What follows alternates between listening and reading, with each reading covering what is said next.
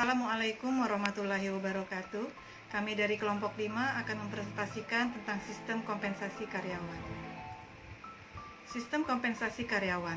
Kompensasi adalah semua pendapatan yang berbentuk uang atau barang, langsung atau tidak langsung, yang diterima karyawan sebagai imbalan atas jasa yang diberikan untuk perusahaan. Jenis kompensasi ada dua, yaitu kompensasi langsung dan kompensasi tidak langsung. Kompensasi langsung terdiri dari gaji, upah, dan insentif. Yang kedua, kompensasi tidak langsung, yaitu kompensasi tambahan untuk semua karyawan untuk meningkatkan kesejahteraan. Kompensasi tambahan yang diberikan berdasarkan kebijakan perusahaan terhadap semua karyawan sebagai upaya meningkatkan kesejahteraan para karyawan, seperti asuransi, tunjangan, uang pensiun, dan lain-lain. Tujuan dan manfaat kompensasi secara khusus digunakan untuk mengarahkan, mengatur, atau mengawasi perilaku karyawan.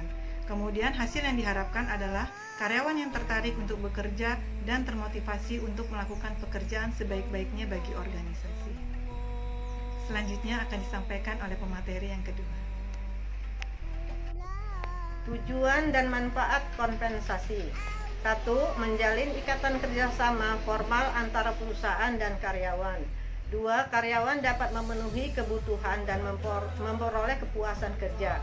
Yang ketiga, mendukung keefektifan pengadaan karyawan. Yang keempat, untuk memotivasi karyawan. Yang kelima, menjamin stabilitas karyawan. Yang keenam, meningkatkan disiplin. Yang ketujuh, menghindari pengaruh serikat buruh. Yang kedelapan, menghindari intervensi pemerintah. Asas kompensasi. 1. Asas adil. Besarnya kompensasi yang dibayar kepada setiap karyawan harus sesuai dengan prestasi kerja, jenis pekerjaan, risiko pekerjaan, tanggung jawab jabatan, dan memenuhi interval konsistensi. Asas layak dan wajar. Besarnya kompensasi yang diterima karyawan dapat memenuhi kebutuhan pada tingkat normatif yang ideal, berdasarkan batas upah minimal pemerintah dan eksternal konsistensi yang berlaku. Faktor-faktor yang mempengaruhi kompensasi. Faktor interim organisasi. 1. Dana organisasi. 2. Syarikat pekerja. Faktor ekstern. Penawaran dan permintaan kerja. 2. Biaya hidup dan besarnya. 3. Kebijaksanaan pemerintah. Yang keempat, kondisi perekonomian. Faktor pribadi karyawan. 1. Produktivitas kerja. 2. Posisi dan jabatan. 3. Pendidikan dan pengalaman. 4. Jenis dan sifat pekerjaan. Selanjutnya akan disampaikan oleh pemateri yang ketiga. Pengaruh lingkungan terhadap kompensasi, yang terdiri dari lingkungan eksternal dan lingkungan internal. Lingkungan internal ialah sebagai tambahan terhadap pengaruh eksternal pada kompensasi yang telah dibahas. Ada beberapa faktor internal yang mempengaruhi upah, ukuran, umur, anggaran tenaga kerja perusahaan, dan siapa yang dilibatkan untuk membuat keputusan untuk organisasi.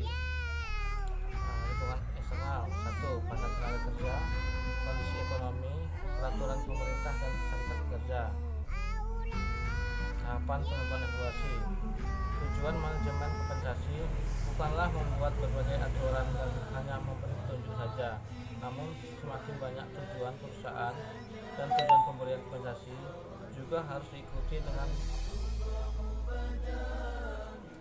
efektif administrasi penggajian dan pengupahan. Untuk memenuhi tujuan-tujuan tersebut perlu diikuti tahapan-tahapan manajemen kompensasi seperti berikut. Tahap 1.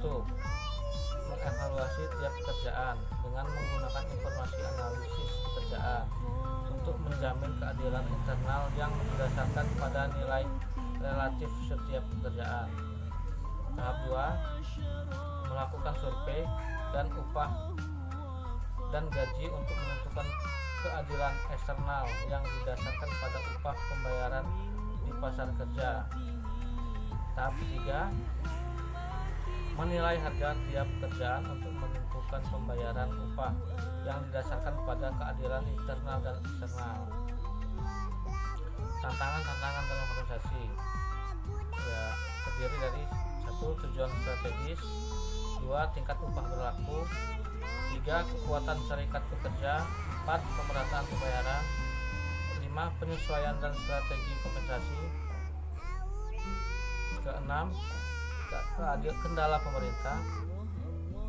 Ketujuh, tantangan kompensasi. Dan terakhir, produktivitas dan biaya. Terima kasih. Wassalamualaikum warahmatullahi wabarakatuh.